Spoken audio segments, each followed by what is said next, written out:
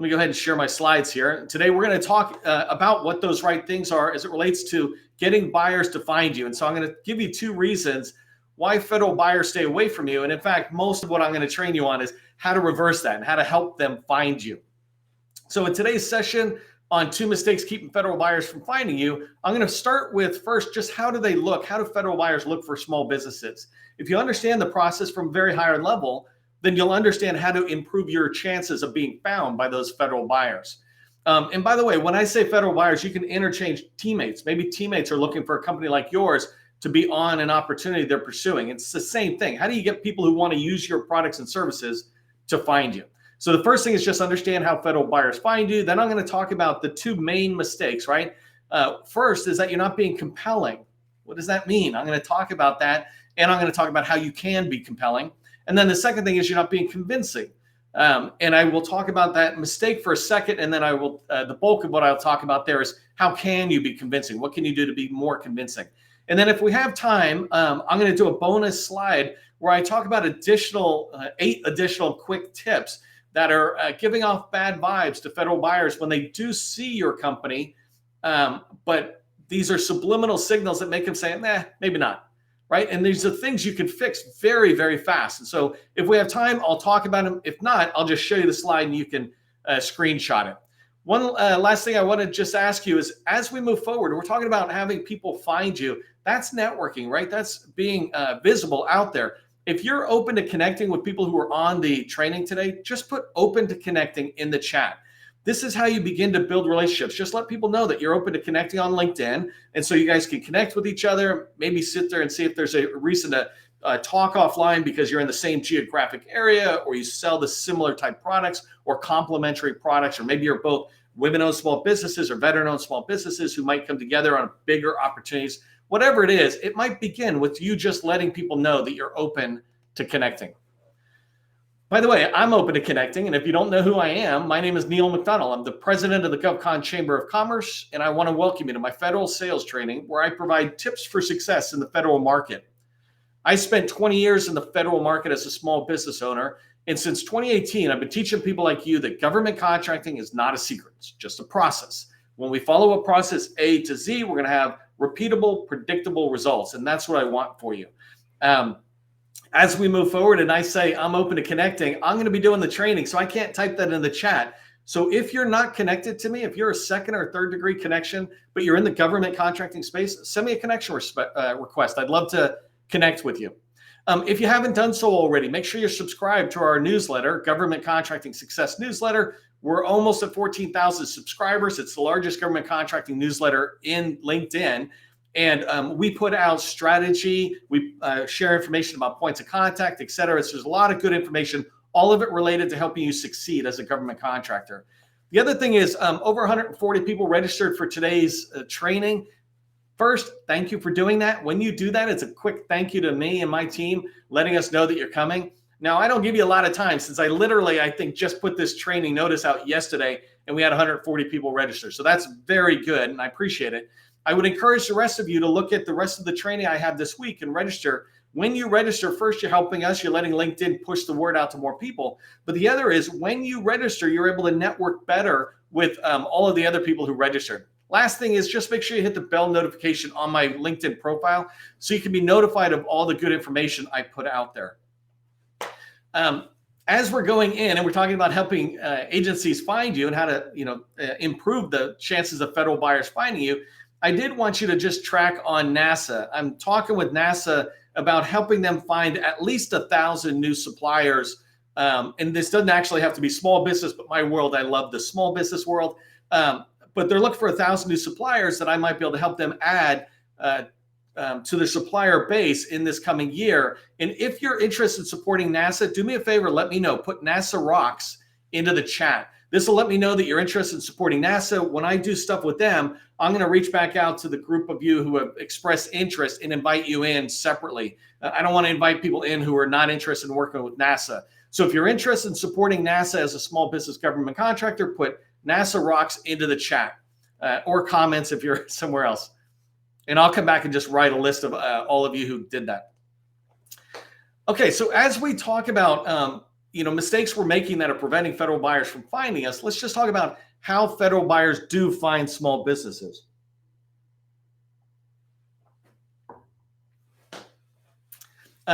First thing you got to keep in mind is agencies buy from those they know, like, and trust. And the key word to those they know, like, and trust is know. If the government doesn't know of you, if a federal buyer doesn't know of you and they can't discover you, then how can they ever like and trust you enough to bring you in to talk about the requirements or bid on their opportunities or even award you a contract? They have to be able to know you. They have to be able to find you. And really, all of that begins in market research. So from the government, if you think about an acquisition lifecycle or how the government buys, it begins with market research. The formal part of their acquisition lifecycle when they start engaging industry is market research. This is when they reach out to us for RFIs to have discussions around technical requirements or with sources sought, where they're talking to us about maybe their acquisition approach, whether they set it aside or do this NAICS or that contract vehicle. It all begins with market research. And the way that they do this and the way that they do market research is just like a Google search that you might do if you're looking for a roofer. And I want you to think about this for a second, how you would search for a roofer. As I talk about the federal buyer, the federal buyer is going to do the same thing, right? They're not going to look for some code, even though NAICS codes are out there and people will say, yes, we search on NAICS codes. Anybody searches on a NAICS code is going to find 5, 10, 100,000 companies that could result in that NAICS code search. And I'll show you in a second how you narrow it down. And anybody who does market research on the federal side knows that if they search too broadly, they're going to get too many results. And they want to shrink that results down to a reasonable amount of small business sellers coming back as results so they can choose who to work with. So their version of Google search is in DSPS. We'll go to Google to search for a roofer for our own house or our own office, right? But the federal buyer, they go to DSPS. Now, I've done previous training where I talk about many other ways federal buyers find companies like yours and many other ways they search. But the reason I talk about the dynamic small business search is because it is the most important market research tool that the federal buyer has. It's tied directly with SAM, and it has your primary information. If you have this up to date, then everywhere else they search will be better off because you've done this right. And that's what we're going to talk about a little bit here. So the first major mistake that small businesses are making that are making it hard for federal buyers to find you is we're not being compelling, right? And I teach this and I also teach this in a lot of different ways, but when you're a government contractor, you need to be findable and attractive.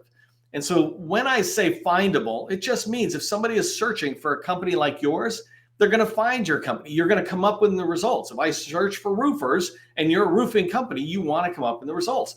I've searched for nuclear scientists and I've been able to pull results up. When you do it the right way, you're findable. And we'll talk about that in a second. The second part of findable and attractive means your company is matching the search intent. If I search for a roofer, but the companies that come back or a company comes back and it might have the word roofing in there, but it says, hey, we do all sorts of construction, including road paving and airplane building and blah, blah, blah, right? You're not matching the search intent. You're not attractive. That company is not attractive. What I'm looking for when I search for a roofing company is we have done 400 roofs in the last 2 years or something like that, right? We do roofings. We do this kind of roof, that kind of roof, that kind of roof. We do flat roofs, peaked roofs, whatever. I don't know roofing. But you get my point, right? If we're searching for roofing, then the companies we see the results on, we want to see that they are attractive, that they match that intent, that they clearly are communicating they're a roofing company first. So that's compelling. That's the beginning part of compelling, right? Is to be findable and attractive. And the reason I say compelling is you're attracting them into you, to your company. That's what you want to do in order to be found. The next thing I really want you to pay attention to, I'm going to talk about it and then I'm going to show you. When you think about being findable, it really comes down to keywords. And there's 3 fields within your dynamic small business search that so many companies, like 50%, are virtually invisible. They're not using these keywords, and so they're not being found. And this is what I want to help you with, is to make sure you are being found. So there's 3 fields. It's first one's capability narrative. The second one is special equipment material. And the third one is keywords. The title of it is keywords. Those 3 fields are actually all just plain text fields that have 1,000 characters, 1,000 characters, and 525 characters. And so, that's A and space and numbers. The idea is those three fields are just three fields that are indexed by DSBS. So when somebody searches for roofing, the tool looks in these three fields only. And so any word you put in any one of them is a keyword. It doesn't matter if it's actually in the keyword field. It's something to keep in mind. So the first thing is we want to make sure those are good to go, and I'm going to show you that. Second thing is capability narrative, right? There's a narrative that you have. I described the capability narrative as a keyword field, but this is where you're answering the question, what do you do? And I'm going to show you in a second, but the idea is when the government sees results, they're going to see a lot of results, and that narrative needs to kind of quickly be able to tell them that looks like they're good. Imagine them swiping left and swiping right. When it looks good, they swipe one way, and when it doesn't look good, they swipe the other way. And as quickly as possible, that narrative is trying to help you get swiped in the right direction. So let's go see what that looks like really quick. And hopefully DSBS moves pretty fast because I am live here. So let's say I'm looking for a keyword, and I'm not going to do extra fancy searches, but additive manufacturing. Hard to type and talk. Hopefully I spelled that correctly. So I'm just searching for additive manufacturing. If you don't know what this is, it's like 3D printing. It's this ability to make replacement parts, etc. And let's say I'm a government buyer and I'm looking for that keyword, then I'm going to type that in. I'm actually going to do another test really quick, separate from this one. Let's imagine now I need to shrink that search down because it was too many, which I know it's going to be. And now I'm saying, I wonder if there are manufacturing. Let's see if there's any additive manufacturing companies that are women-owned. So I'm going to hit enter on that one, let it run, and I'm going to come back to this result. So this result here, you can see up in the top, 76 profiles came back. Maybe in my initial research, I'm like, wow, that's a lot. I wonder if I can shrink that list to like 20 or 30 or something. And so one of the first things we do when we look is the buyer looks, they look at those results and go, am I getting too many companies back? I did a training recently where I talked about how one of my customers got contacted and invited to bid by an Air Force buyer, and it was through DSBS, and I laid it out. You got to go check that out on my LinkedIn profile. But let's imagine that the buyer says, you know what, 76 profiles, 76 companies, it's too many right now. I'm looking for a smaller pool. I wonder if I could set it aside to women-owned small businesses. And so here I come in and I can see that there's only 2 women-owned small businesses. That actually might be too small. Or maybe they sit there and say, you know what, I wonder if I could do the rule of 2 and just put it out, see if both these companies are able to solve my question, especially if additive manufacturing tends to be less than 250 for simple projects, less than 250,000. Maybe I can just go to these 2 companies and say, hey, I've got this project. Are you interested in competing or bidding, right? One thing I really want you to pay attention to here, as I said, be findable. So these 76 and now 2 companies were found by the keyword additive manufacturing. It could have been cybersecurity. It could have been roofing. And so here I'm looking at capital reproductions here, and I can look in and right out of the gate is saying we specialize in additive manufacturing, large formatting, been around since 1946. They support companies like Ford and General Motors. Right away, I'm like, well, it's hitting additive manufacturing. They got history, Ford Motor. That's enough to have me. It makes me want to come in and look at them. And it's the same thing probably with the next company, right? And that's what you want. You want these 2 companies have good profiles. And so now the buyer can find them and decide whether to reach out directly. Let me switch back. So that's being compelling, right? Those 2 companies got found and their narratives are enough for them to get clicked on. So the next thing you want to do is to make sure your small business is convincing to the federal buyer. It was compelling enough for them to find you for additive manufacturing, let's say, and your narrative was compelling enough for them to click into your profile. But here are some of the problems that we have, and I'm going to show you how it should look right and what you can do to fix this. But one of the biggest problems we have is, so let's say those additive manufacturing companies, if I go in and they have this experience, but the experience is not listed, the federal buyer doesn't really know that they have experience, or it could have been from a long time ago. And so with experience being missing, it makes the buyer think, well, you don't have any experience at all. And I see this in hundreds and hundreds and hundreds of small businesses where I see they do really good work, but they're not showing that work to the federal buyers in DSBS when they're doing market research. This is one of the ways I teach my customers, and I teach you right now how to be competitive, right? Those hundreds of companies, most often I'm talking about competitors to my customers, but I'm literally teaching you right now how to fix this. Make sure any experience you have is in that linked DSBS profile. The experience is cryptic. This is partly DSBS's problem, the SBA. The way they put it down, the information, it encourages you to put things like a contract number, which no one cares about. That's cryptic. I'm going to show you how to make it not cryptic. And then the last one is the value. So if it says inside of the experience in DSBS, it says how much was this contract for? Well, when you round numbers up where you say it was a $5 million contract, that's suspect, right? It makes me wonder, was it really $5 million? What was it? Using rounding. But when you use a very specific number, you're subliminally communicating that this is factual data. And by the way, DSBS is a marketing tool. There is no factual part to it. You're communicating marketing. Now, of course, your marketing needs to be have that foundation of honesty, right? But it can be creative. So what I want you to keep in mind, and I'm going to go show you really quick, is that you can use all of your experience, and the more federal experience you have, the less other experience you need to use. But here you can use federal or commercial experience, state and local, nonprofit, doesn't matter. You can use prime contracts or subcontracting, right? When you go to get a contract and you're submitting an RFP and they're asking for past performance, then they might ask for it has to be prime contracts. But when you're putting it in DSBS and you're saying, I'm getting paid for this, it can be subcontracting or prime. That's totally cool. If they want to know which it was, they can invite you in so that you can have the meeting, right? The idea of DSBS is to get you pulled into a meeting, not to win a contract. That's what happens second.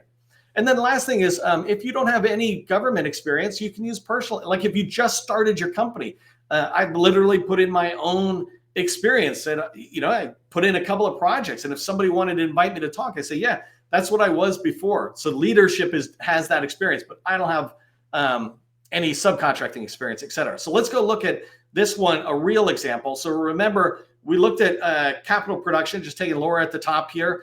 If I go in and look at their profile, then what I'm looking for, remember the narrative looked good. So I'm going to keep on coming down. This is where the narrative is.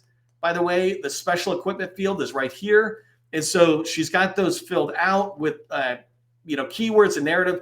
And then right here is that last field, keywords. So those three fields are getting her found. But down here at the very bottom of your LinkedIn or your DSBS profile is the past performance history, your experience. And here it's just asking for where have you gotten information.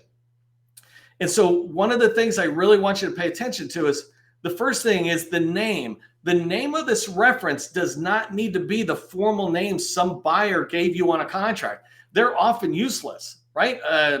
Professional services, admin support services. Well, big deal. What does that mean? But if you did FOIA or cybersecurity or risk management framework, or you installed elevators, now it makes more sense to that market researcher. And so that's what Laura is doing here. We did certified data stuff and CAD design. Here we did large format printing, some more data analytics. One of the things I noticed and I would recommend to her is these are out of order. Like she's got stuff that's really old that should be much farther down. But what she's demonstrating here is a lot of different experience. Here's more large format printing that she does, et cetera. And so she's adding that experience in. That's lending a lot of credibility to her company when she's getting reviewed by a federal buyer. The next thing is right here, it says contract. The biggest mistake we make is we put in a contract number. That's useless, and no one's really going to go look at that during market research. So instead, I encourage things like putting in the name of the company that you're working with, or if you've done it, let me see if she's got any federal. I know they have federal experience, so let me just see. I'm coming down. So here's like U.S. government printing office. So this is one of my favorite ways right here. So that is USDA/Forest Services. The idea is you're trying to really quickly tell people what you do. One thing to keep in mind right here, that field there is only 20 characters. That's why you put the name of the agency there in acronyms. And this one is 80 characters. And so as you put this information in, figure that out. So if I just stick here for a second, the other things you've got are the basic dates. And then remember I said the date, the information should be pretty accurate. Look at this one. It says $9,016. That's really accurate, right? And as you look around, she's got, here's $12 million contract. And so it shows this company has the ability to do large and small contracts, and they don't care. The last thing is never put a person's name. Just say available upon request. But when you do this, you're really giving yourself a strong, you're convincing the customer, the market researcher, that, hey, you found me and look at my past performance, my experience, right? Don't think about it as formal past performance at the RFP stage. You're just trying to get them to realize this is what we do. And yes, we have been paid for it by multiple customers, right? And remember, you can use, if you're just getting started off, you use your personal projects and you can just put that down. You kind of reference that.